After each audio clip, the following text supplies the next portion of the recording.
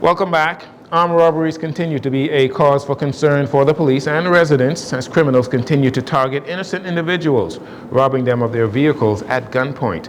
Today, police are searching for 3 male occupants of a silver Japanese vehicle who reportedly robbed a female of her silver Nissan March, license plate number DA0876. That was on Sunday while at a residence situated in Elizabeth Estates.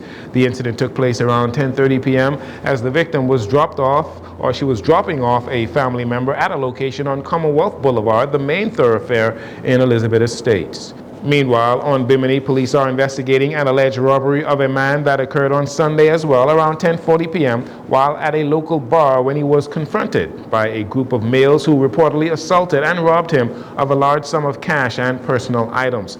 Police are investigating both of these incidents. As part of his contribution to the mid-year budget debate, Prime Minister Philip Davis notes that as a result of efforts by himself and his administration at the forefront of the discussion of major global matters that impact the Bahamas and the Caribbean, international bodies and countries have a newfound respect for the Bahamas. The world has taken notice of the ways this government handles its affairs differently too. That is why, more than ever before, our voice is being included in international affairs. We are being invited by leaders of countries and top executives in multinational funding agencies to participate in conversations of global importance. We are leading the way on climate change, climate justice, and climate reforms. And we are standing up for Bahamians on the international stage. We have joined with other countries to hold the United States accountable for the flow of illegal weapons into our borders, because we cannot ignore the role that guns manufactured in the United States play in high levels of gun violence we see on our streets. Prime Minister Davis also took time to commend Attorney General Senator Ryan Pinder, pointing out some of the major accomplishments he and his team has achieved on behalf of the Bahamian people, especially in regards to matters related to the financial services industry and international pressures from bodies like the European Union. Our Attorney General, Ryan Pinder, was instrumental in reversing the folly of the Minister's administration's handling of the Economic Substance Reporting Portal that landed us on the EU's blacklist. Thanks to our efforts and advocacy, he will now sit on a committee charged with developing fair international standards at the UN. Yes, ma'am.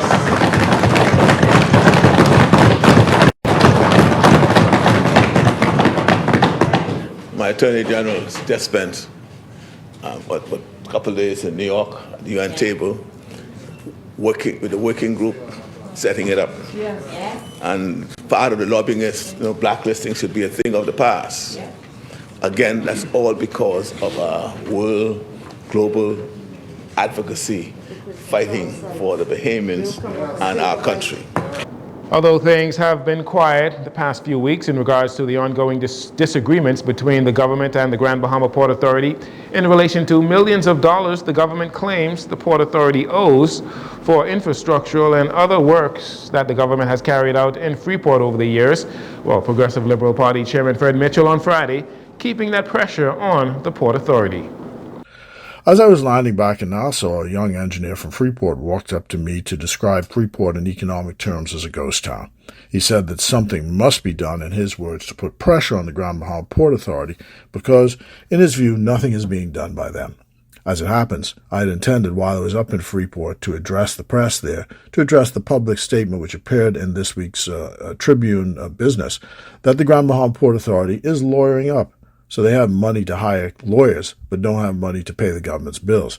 They're doing so in anticipation of the demand, they say in the article, that the government is asking for $200 million as money owed by the Grand Bahama Port Authority to the Bahamas government for the services provided by the government to the city. Mr. Mitchell, who is also the Minister of Foreign Affairs, said after much back and forth in the media, the Grand Bahama Port Authority has hired lawyers because they finally realize the government is serious about collecting what is owed. Now that they've hired these QCs or KCs or whatever C's and lawyered up, they now know that we in the government are serious. When former Prime Minister Perry Christie was in office, he negotiated a deal which gave a concession to the Grand Bahama Port Authority on land taxes, which allowed them, by one estimate, to forego $8 million in revenue to the government of the Bahamas. Do you think they've spent $8 million every year on that city since that law was passed? Loose the donkey and tie me if you believe that. At the recent Grand Bahama Business Outlook, Rupert Haywood, principal and director for the Grand Bahama Port Authority, shared plans to work with the government and other stakeholders for the future success of Freeport, building a robust economic model to reverse the city's downward trend over the past 20 years.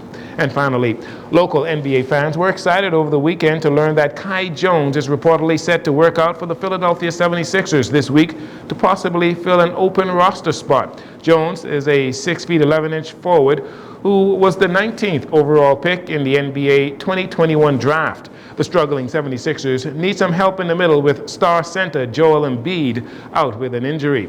Kai was recently cut by the Charlotte Hornets during the offseason after some bizarre behavior on social media, but he has since refocused and is looking to make a return to the NBA. A lot of local fans believe fellow Bahamian Buddy Hield may have something to do with Kai getting that opportunity to work out for the 76ers. Buddy was recently traded to Philadelphia from the Indiana Pacers, and he is a teammate of Kai on the Bahamas national men's basketball team.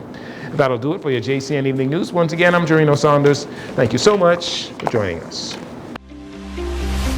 This segment of the news has been brought to you by Sun Oil Limited.